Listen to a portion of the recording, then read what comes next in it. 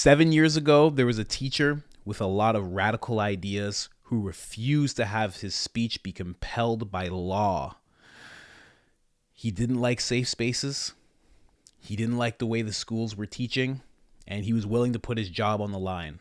And this got the attention of Joe Rogan. This episode is with Dr. Jordan B. Peterson. This is episode 877. We're at 1 hour, 7 minutes, 25 seconds. Jordan B. Peterson talking about safe spaces and why they are wreaking havoc on students and what they should actually be trying to teach students. Let's go. So I think that educators that tell students that they're offering them a safe space are doing them a profound disservice. And I'm a clinical psychologist, and here's one of the things you do to make people less afraid. You don't make the world safer. What you do is people tell you what they're afraid of, and then you break it into little bits so that they can go confront them. So maybe they're afraid of going to a party, and you break that down. You say, well, do you know how to introduce yourself? And they say, well, I don't really even know how to shake someone's hand. And so then you practice having them shake their hand and introduce themselves, because maybe they weren't taught by their half-witted parents when they were young, because they were ignored. And so then you say, well, maybe you can go to a party for half an hour, and all you have to do is introduce yourself to 2 people, and we'll call that success. And you build up their competence and their confidence one step at a time.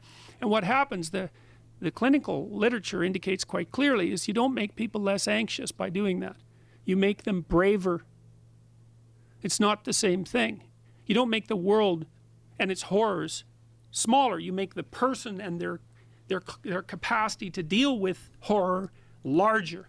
You encourage them. You strengthen them. That's what you do at a university.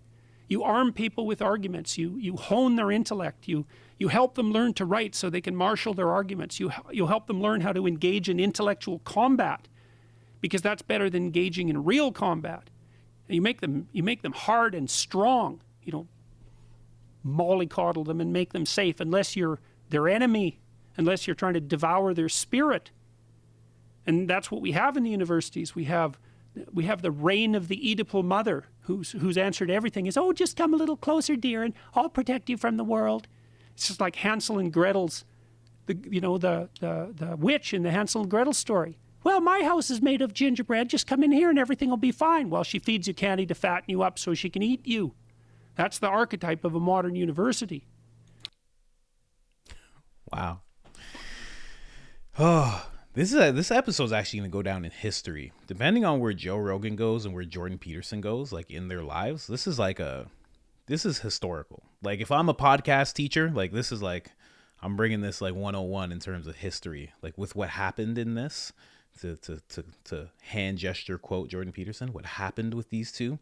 But with what he was talking about, I never went to university, but I can say within life that going through things, having to confront people, having to confront things, having to confront fears actually does build up a lot of resilience in a person. A lot of resilience. Actually, with what he's talking about in terms of talking, just meeting people, I used to be that person. I used to be very, very shy.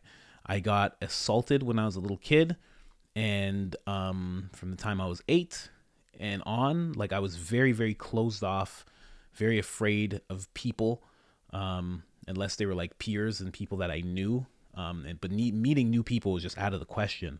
And my brother actually forced me, kind of like this. He forced me to go to a different high school than everybody that I knew. And it forced me to meet new people. And within that time of high school, like I was forced to meet new people. I was forced to introduce myself all the time. I was forced to hear about different cultures and different ideas. Like I had to. I had no choice. And it built up a certain social resilience in me. And then when I went into the workforce, it was easier for me to communicate to people. And when I kept doing that and I started, entrepreneurial endeavors, it was easier for me to meet people. Like you really do have to, like I never had a safe space. Like I said, I was assaulted. And then from there, I got into drugs. And when you're in drugs, you're definitely not in a safe space. Just the people you're around, the people you meet, the person you become.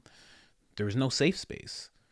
And it did effortlessly build up this resilience in me unintentionally. Like I didn't know that was going to happen. Maybe my brother had that in mind, but having no safe space for me built up an astounding amount of resilience in me, to the point now I'm in front of a camera in my room speaking.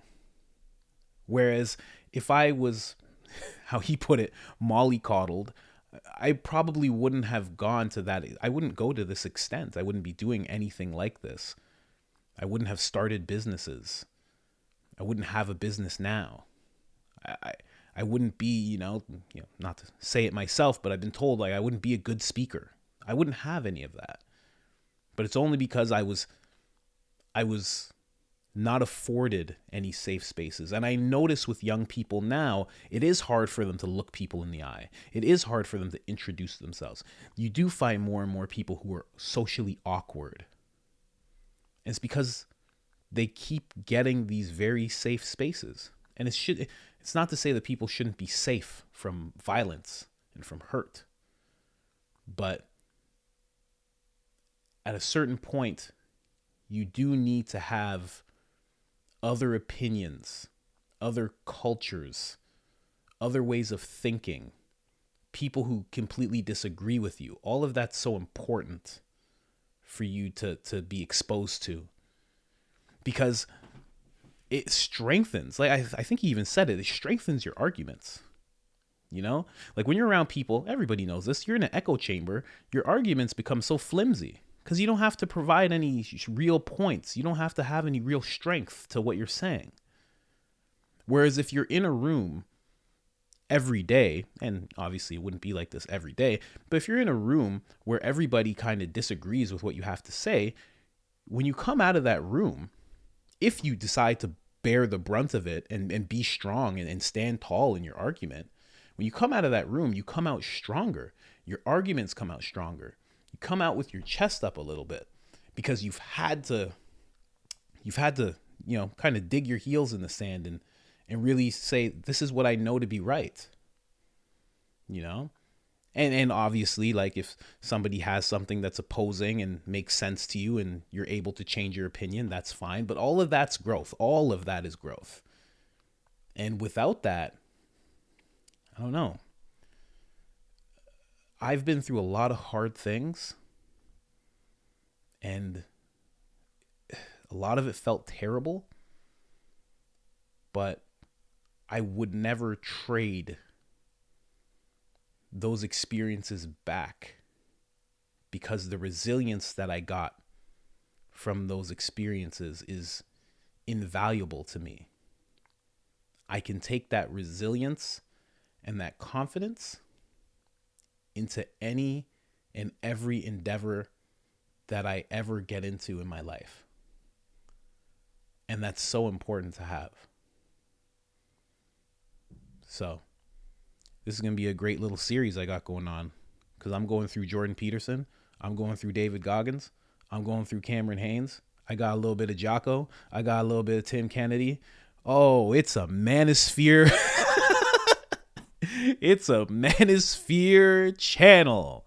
It's not actually. It's a self-improvement channel. But those gentlemen that I just mentioned, they really do exemplify a lot of things within self-improvement and self-development that I think are just so necessary to speak about.